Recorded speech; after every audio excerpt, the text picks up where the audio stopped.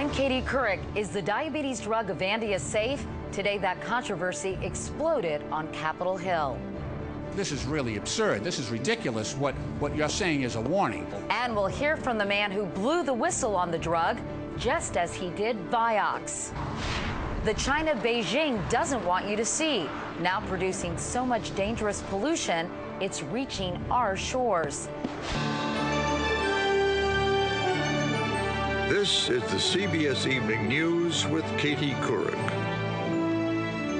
Hello, everyone. It's one of the most popular drugs in the world used to treat type 2 diabetes. But today on Capitol Hill, medical experts battled with members of Congress about whether Avandia is safe or not.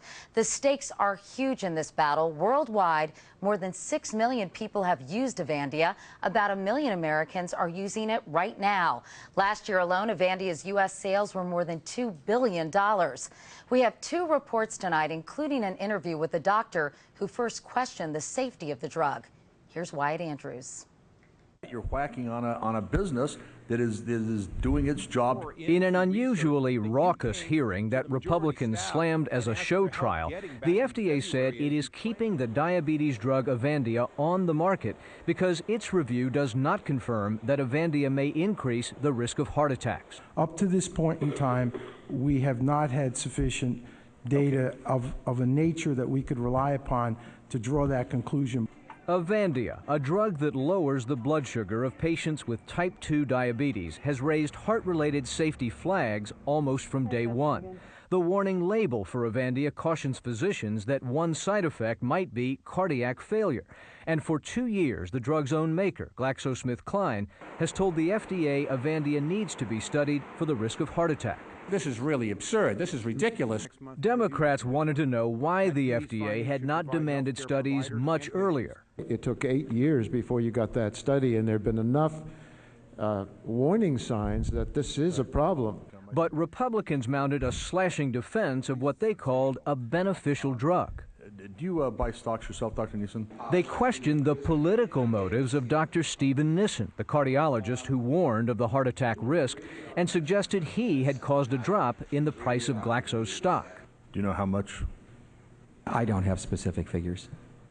About 20%, a little about that, in that range, over one study. The Glaxo Corporation calls the whole controversy overblown.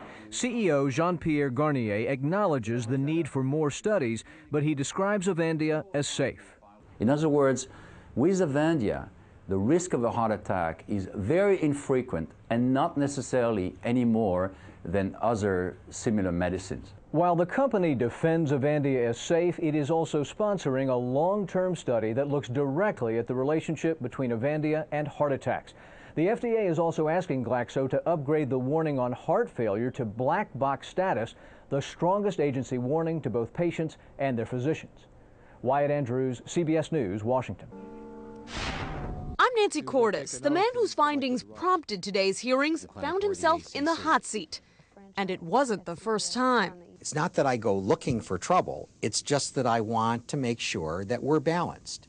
Stephen Nissen of the Cleveland Clinic is the same doctor who reported a link between the blockbuster arthritis drug Vioxx and heart attacks back in 2001. Vioxx was withdrawn, and drug maker Merck was sued for millions by patients and their families. You've been described as a whistleblower and a gadfly. I don't like either term. All my career, I've believed that in science, it's always better to have information out in the public domain so that it can be evaluated by everybody. Nissen says he didn't set out to haunt the drug industry. So this is your day job? He's a practicing cardiologist. Did you have pain weeks ago, though? Who says he got frustrated watching drug makers publish studies that confirmed their product's safety and withhold or abandon the studies that didn't. This has undermined the public's confidence in medications. If my patients are unwilling to take medications because they don't trust in their safety, that's not good. Today, several Republican Congress members argued Nissen should have taken his concerns to the FDA instead of going public and scaring diabetics. If I hadn't published this manuscript, when would the FDA have told us? Would it have been this year, next year, or never? Nissen says his passion actually lies in developing drugs, not condemning them. Though if they don't meet expectations, he'll probably be the first to tell you. Nancy Cordes, CBS News, Cleveland. In other medical news tonight, researchers say they have found a way to make stem cells out of ordinary skin cells in mice. If the technique works in humans, scientists might avoid using human embryos. Experts believe stem cells could be used to treat diseases ranging from diabetes to Parkinson's. Turning overseas now, the G8 summit opened today at a resort in Germany. Economic issues and climate change were supposed to be the main topics, but they're being overshadowed by the dispute between President Bush and Russia's President Vladimir Putin over NATO plans to install a defensive missile shield in Eastern Europe. Late today, I spoke with our chief White House correspondent, Jim Axelrod, who's traveling with the president. Jim, 6 years ago, President Bush said this of Vladimir Putin: "I looked the man in the eye. I was able to get a sense of his soul." Apparently, he liked what he saw then, but these two guys have not been getting along at all, and there's been a real war of words. What's going on? Well, you know, the president said that 6 years ago and stands by the need to have some sort of personal relationship, but he's the first one to say the relationship is good but complex. Look, they've hit a rough spot. They're going to try to iron some things out in their one-on-one meeting tomorrow. Then they'll get together for a weekend, the first weekend of July in Kennebunkport, and hopefully continue to make strides in bringing this relationship back together. Apparently, Putin is annoyed about this missile defense system. Why is President Bush so adamant about this? The missile defense system, Katie, to be clear, which would be based in Eastern Europe, the president says is designed to keep rogue states like Iran, North Korea, from being able to fire a missile that would hit Europe. And Jim, I know that global warming was at the top of the agenda. Has that fallen off the radar screen given all this chatter? Look, Angela Merkel, the Chancellor of Germany, is the host of the G8, and global warming is critically important to her. Now, she's pushing a plan that would cap the emissions of the gases that cause global warming, mandatory restrictions. And just today, he said he does not support Merkel's approach. Jim Axelrod reporting from Germany tonight. Jim, thank you. One reason President Bush opposes those mandatory reductions is they wouldn't apply to countries like China. Right now, the U.S. pumps out the most carbon dioxide, which causes global warming, 22% of the world's share, in fact. But China is second, responsible for 16%. And at the rate it's going, should overtake the U.S. in 2 to 3 years. All that pollution is creating a huge crisis, not just for China, but for the entire world, and could be on the way to a city near you. From Beijing, here's Barry Peterson. Where to start? With the melting glaciers of Mount Everest? Or this village in Shaanxi province that survives on trucked-in water because underground explosions for coal mining have drained the lakes and wells? The coal keeps electric plants humming, but the mining generates pollution that has left farm fields toxic. Nothing can grow here anymore, says farmer Wei Yao. Sinkholes swallowed village graves, and the coal dust makes breathing hard, which is why 400,000 people a year die prematurely from lung disease. And thanks to bad air, China has 16 of the world's top 20 polluted cities. Take Beijing, which just proudly said it now has 3 million cars, so clear days give way to more polluted days. And there's a new danger. Dust storms from the northern Gobi Desert used to hit once a decade. Now it's once a year. Visibility can drop to less than a city block. It's happening because every day the desert is moving a little more south, claiming land left barren by overgrazing or by water shortages caused by too much irrigation. In fact, where I am standing right here, what you might call the leading edge of the desert, is less than 50 miles from downtown Beijing.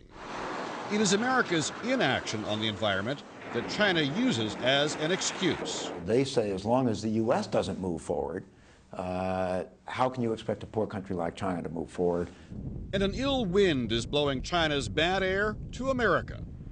Steve Cliff already sees Chinese pollutants on his monitors in Northern California and worries about China's ever-increasing dependence on coal.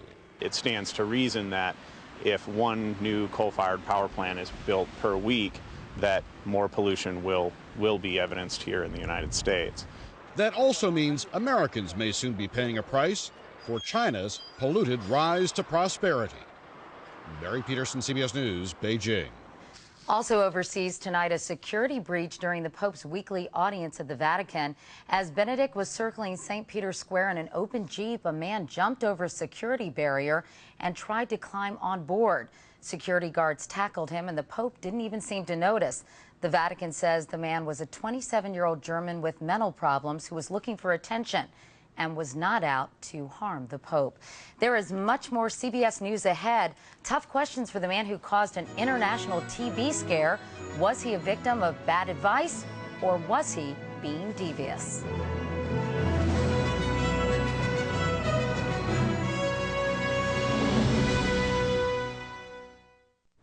Police in Missouri today found a body they believe is that of a teenage girl who walked out of a Target store in Kansas last Saturday and vanished. 18-year-old Kelsey Smith was the subject of a search by hundreds of police and volunteers who followed signals from her cell phone from Kansas to a wooded area across the state line in Missouri. The police say they haven't identified a suspect, but they're looking for information about a man caught on tape entering and leaving the Target store within moments of Kelsey. In other news, the man quarantined with a dangerous form of tuberculosis found himself in the hot seat today. Congress wanted to know how he was able to travel to and from Europe and slip back into the United States from Canada without ever being stopped. As Bob Orr reports, Andrew Speaker's telling a story that's a lot different from the one being told by the experts. The man who touched off an international tuberculosis scare insisted doctors assured him he was not contagious just 2 days before he decided to fly to Europe for his wedding. I look to the people who I believe I should trust to tell me whether or not I'm a threat to those around me, and they told me I wasn't. Testifying by phone from the Denver hospital, where he's being treated in government-ordered isolation, Andrew Speaker told Congress no authority ever ordered him to stay home in Atlanta. Everyone knew I was going. I didn't go running off or hide from people. It's complete fallacy, and it's a lie. But doctors say they urged Speaker not to travel after telling him his tuberculosis was resistant to treatment. But was Mr. Speaker prohibited from traveling? Was he ordered not to travel? And the answer to that was no. Once lab tests confirmed that Speaker has the most deadly form of TB, the Centers for Disease Control tracked him down in Italy and urged him to seek immediate medical treatment. Instead, Speaker and his wife went to Prague and then hopped a Czech air flight to Canada. We were not expecting the patient to make the decisions that he made. And that's a very sad lesson for all of us to learn at CDC. And that wasn't the government's only blunder. A border agent in Champlain, New York, ignored a lookout alert and allowed Speaker to drive back into the U.S. Despite all of the mistakes, no one else so far has caught Speaker's deadly strain of TB. But critics warn without major improvements to the nation's biodefenses, we may not be that lucky again. Bob Orr, CBS News, Washington. And coming up, the D-Day story you haven't heard. How an American soldier became a hero in France with an act of kindness toward the most humble of creatures.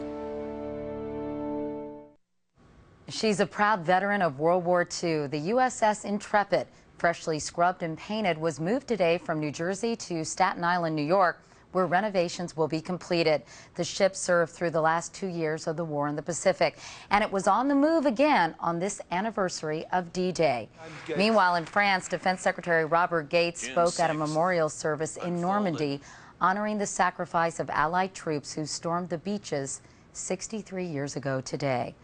One American soldier who served in France in the days after the invasion was Captain Sidney Lepuc, the now 89-year-old father of our own Dr. John Lepuc. And what happened when the captain got to the French village of Bati made this American a hero there. Richard Schlesinger has his story.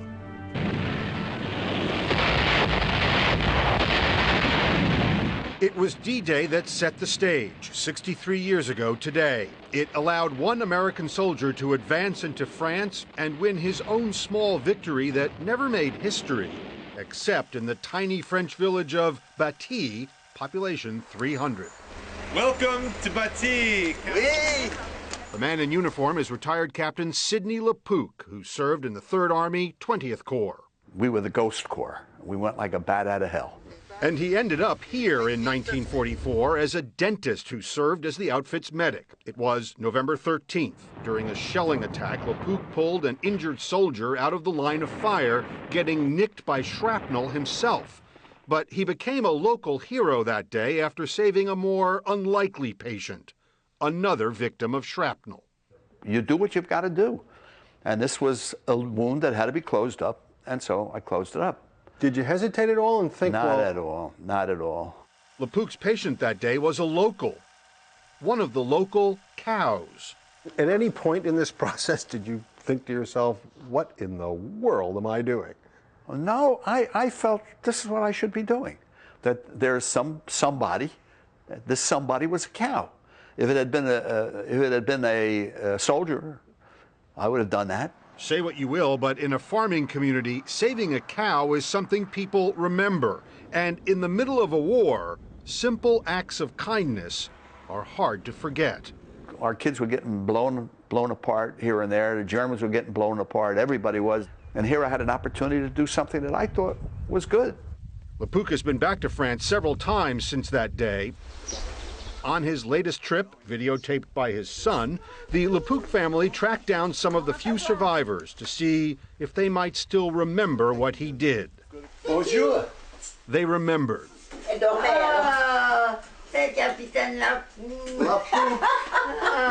Paulette Denat was a teacher in 1944. Her daughter Janine was a teenager.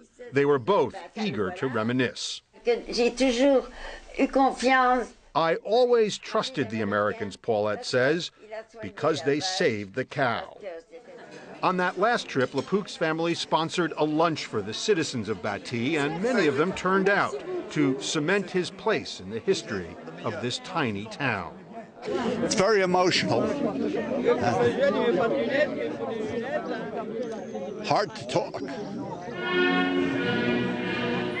He was awarded the Medal of Bati, high honor for one old American serviceman who helped hundreds of soldiers and civilians, including one particular resident who was very important to the ancestors of the citizens of Bati, every single one of them. Richard Schlesinger, CBS News, New York. This week we're sharing some of the highlights from commencement addresses.